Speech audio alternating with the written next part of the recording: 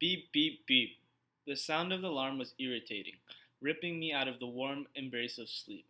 It awoke all my senses in an instant. 4 a.m. hit. Still dark out, it left me trembling and craving the deep cave of unconsciousness. I hear my father's footsteps as he walks downstairs to make lunch for the day. I slowly get out of bed, almost sleepwalking towards the bathroom. I attempt to wake myself up by splashing cold water onto my face, but it does no good. I then proceed to go downstairs, still half asleep, where I see my dad, full of energy and ready to begin his daily routine. It was still dark out as we get outside, with a cold breeze that made it that much more unpleasant leaving my warm house. We began the day by going to the storage house to pick up all the hardwood floor packages we were going to need for the day's work.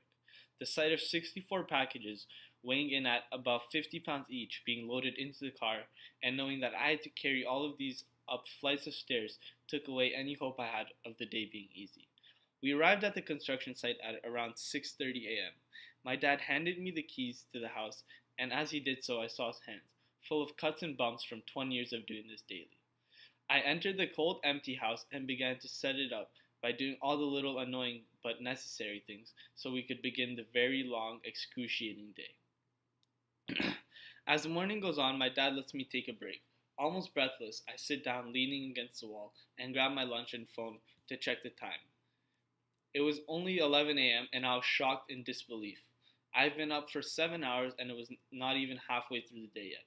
I struggled to get back up, legs sore and back already hurting, but I knew how much work was left to do, so I sucked it up and headed back out into the cold to grab more packages.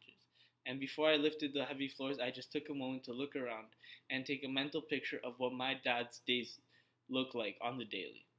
As the day went on, he assigned me different tasks. Many of them were small and I felt useless doing them, but he explained to me how it saves him hours and hours of work. I began to sweep the floors and cover them with cardboard so they would not get dirty. Then I would clean up all the empty boxes and throw them out into the garbage.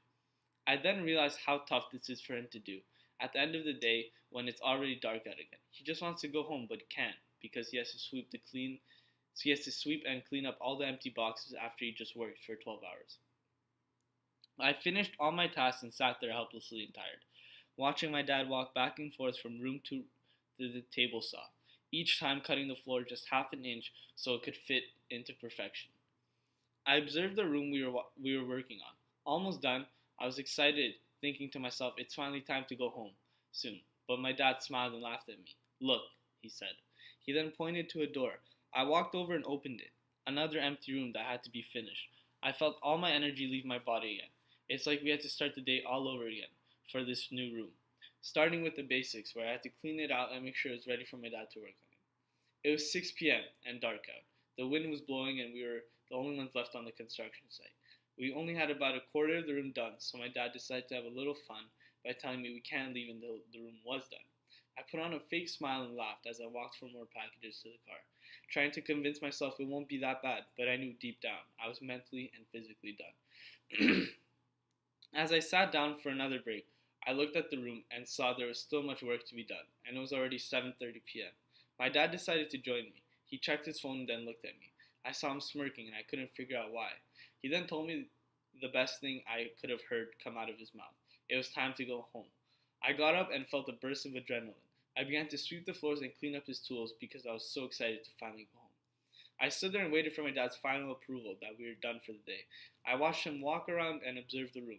He had to come back the next day to finish the job. 8:30 and we finally arrived at my house. My heart began to beat fast. I've never been so excited to see my house. I jumped out the car and ran to the door. My dog began to run around and bark from excitement. I was too tired to even eat. I dragged myself up the stairs, hanging onto the railing for support because I was too tired to hold myself up. I showered and got into bed. My legs were aching. I had scratches all over my arms from the 50-pound packages and cuts from the sharp machines I had to carry.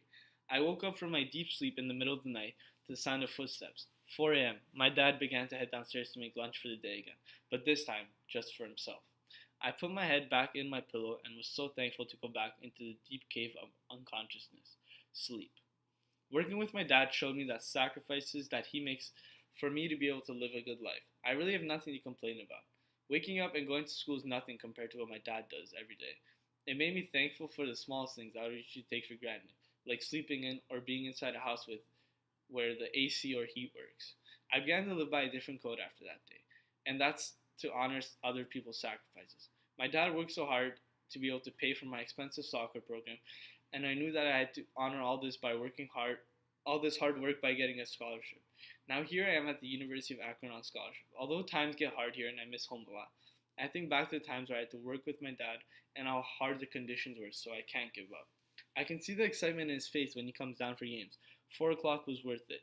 Lugging 50-pound boxes was worth it. Sore hands and muscles, all worth it. So my struggle here is a blessing. My 8 a.m. classes, a blessing. My exhausting practices, a blessing. All of it a blessing because I sleep when he rises. Going to work with my dad changed me in a way I never thought it would. It showed me that hard work really means what really means. It showed me what it means to really sacrifice necessities of life for other people, and ever since then, I will always be thankful when I wake up at 4 a.m. and know I can go back to sleep.